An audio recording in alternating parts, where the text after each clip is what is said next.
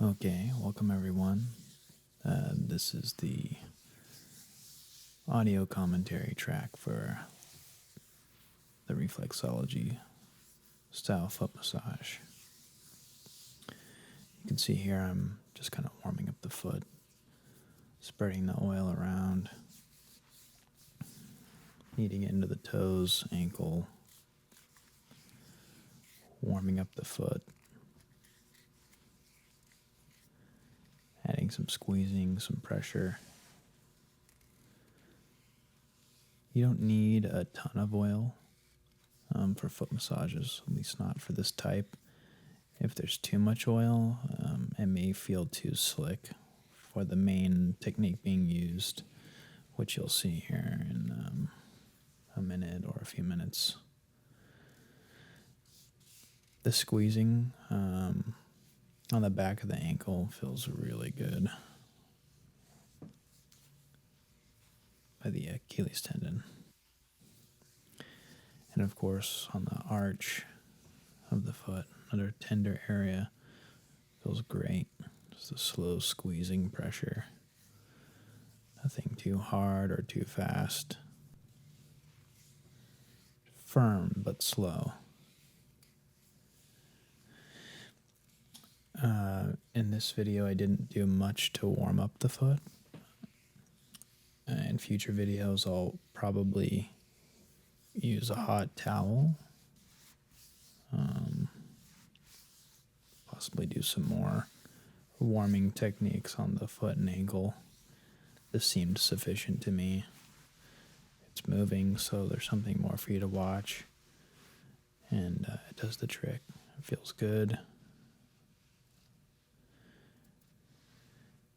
And now we're going into the main technique being used here for the reflexology style massage, which is kind of, a lot of people call it an inchworming. It's a slow applying of pressure and then releasing, and just moving up the foot from the heel to the toe.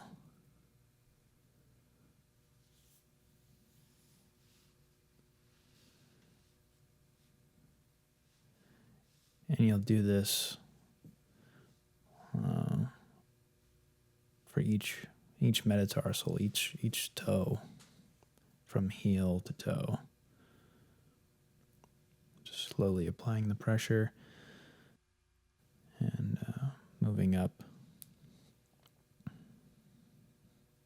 nice and slow.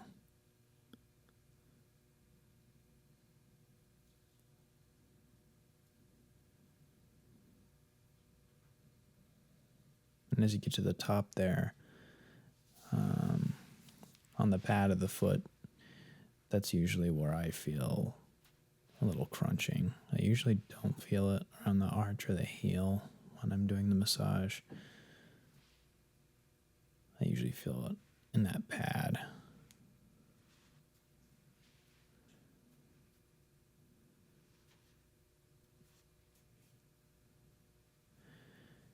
Here you can see I've let my thumb kind of get away from my hand a little bit. You should try to keep the thumb closer to the hand just to prevent that pressure from building up in the knuckles of your thumb. Just for longevity, it helps. I actually have sore thumbs from years of massage. Ironically, I am not actually a professional massage therapist or anything. I just give a lot of massage, and I actually self-massage a lot. I am someone who experiences chronic tension, and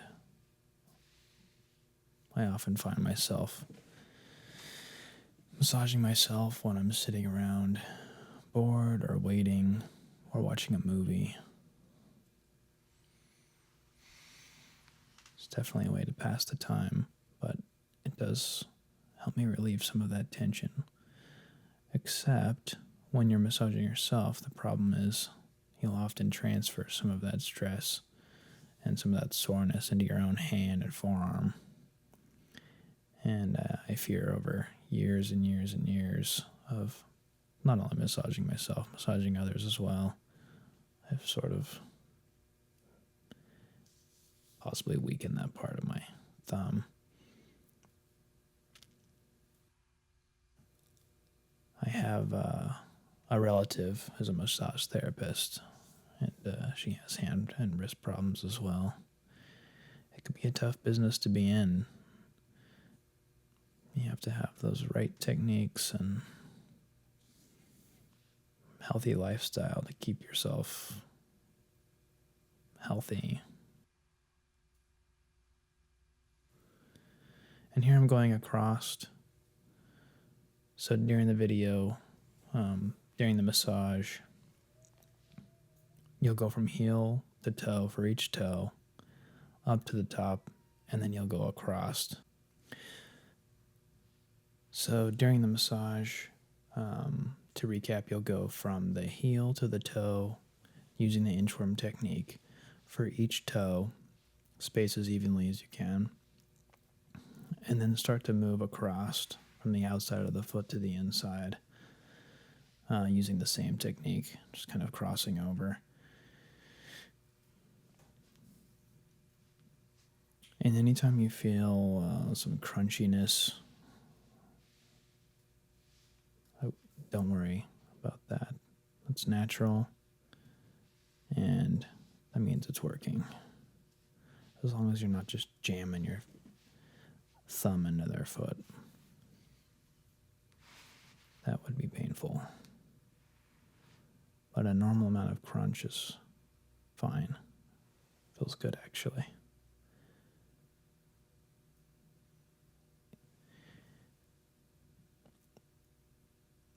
And here in the video, I'm just kind of massaging the under part of the toe for each toe. When you're doing this, you want to support the top of the toe to make sure it stays supported. You don't want to be bending the toe backwards at all. And just sort of apply some pressure to the underside.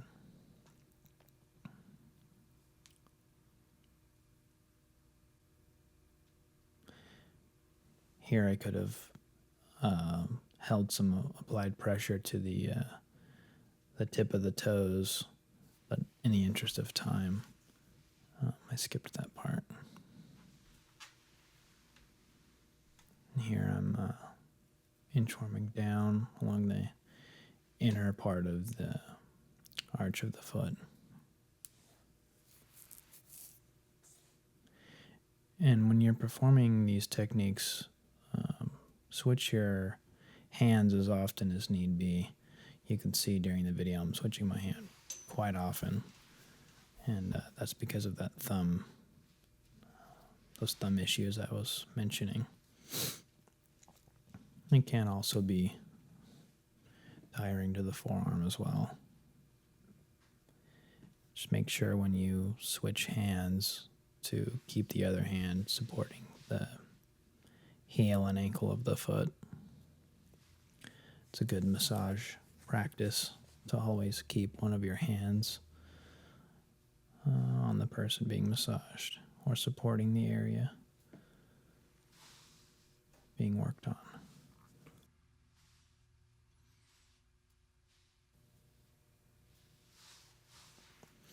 And you don't need to know all the ins and outs of reflexology to perform this style of massage. If you're intuitive at all and you've learned how to properly perform the basic techniques, you can be a big help in someone's life, a relative, a friend, whoever, by performing these simple techniques. And here in the video, I was massaging down in between the metatarsals of the top of the foot. And when you're doing this, just be careful not to push directly on the bone. And as you get farther away from the toes, closer to the ankle, the space will feel less less of an indent, less obvious you're on the right spot. So just apply a little bit less pressure as you get closer to the ankle.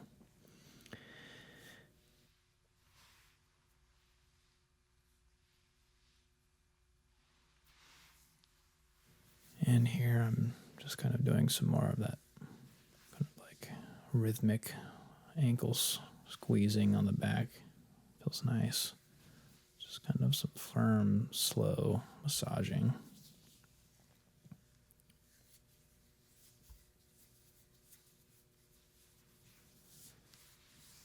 And once again, this isn't really a reflexology in the strictest sense. It's just using some of the basic techniques and just kind of some general massage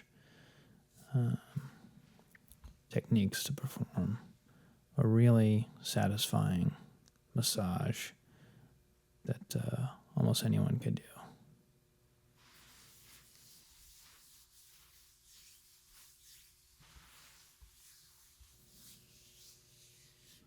There at the end, I was sort of just trying to move the blood around.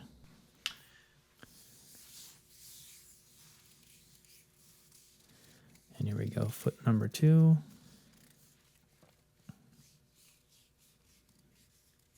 You'll see all the same techniques, just from a different angle. And once again, don't apply too much oil. It'll be a little too slippery.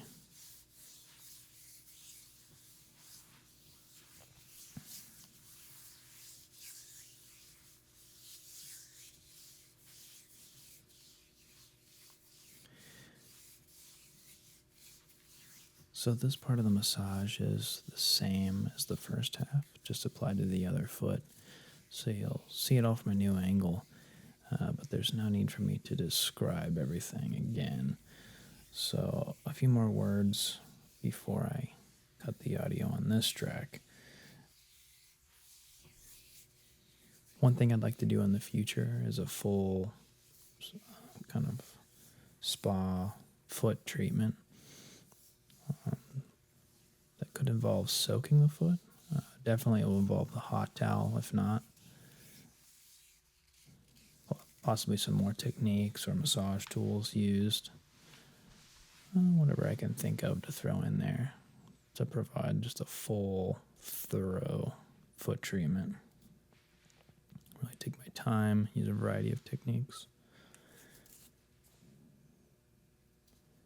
And I was going to mention also a really satisfying life hack that I like to use. I would just be cautious when you're performing this technique that you don't go too hard. Something I like to do for the bottom of my foot is to stand and roll the sole of my foot on a dumbbell without the weights on it. So just a dumbbell on the floor. Put your heel to the bar and just slowly, very slowly roll your foot along the bar. The bar will roll with your foot movement. So it's almost like, I don't know, it just self-automates the massage for you. And because you're standing, you're able to effortlessly apply pressure to your foot without straining your body at all. But because of the weight of your entire body, it can be easy to apply too much pressure. So you don't want to bruise your foot, and you just don't want to go too hard. It can be painful as well. Sometimes you'll hit a knot or some area of tension there, a trigger point, and the pain can actually be surprisingly sharp. What I like to do when this happens is let off the pressure a little, and then just hold it until either it goes away or I feel like it's been long enough and I can move on. And usually when this happens, I'll feel a little bit of resistance to the bar rolling. So it feels almost like you're getting it over a hump. Just ease off the pressure and move your foot slowly, and continue rolling to the pad of your foot by your toes, and then you can go back or you can start over from the heel, and you'll definitely feel crunching when you're doing this technique. And when you're done, after several minutes of doing that, oftentimes when I step off the bar, I'll have a noticeable lighter, more relaxed feeling in my leg. My knee will feel more at ease, and my thighs, like it's just naturally relieve the pressure that can help the structure of my leg just kind of realign. So I do this fairly regularly.